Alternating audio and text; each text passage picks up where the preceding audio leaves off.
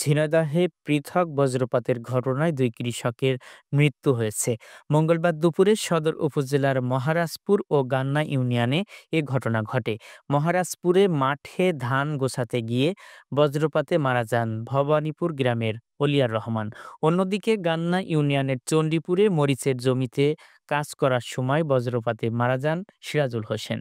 দুজনকেই উদ্ধার করে ঝিনাইদহ সদর হাসপাতালে নেওয়া হলে চিকিৎসক মৃত ঘোষণা করেন।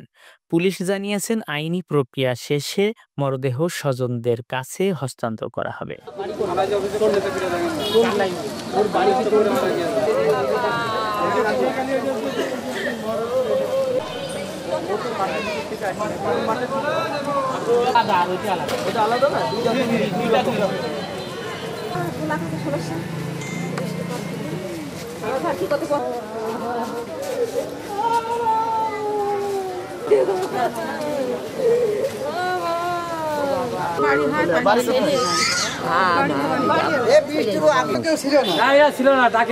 এটা কেউ ছিল না, ডাকে মারা গেছে।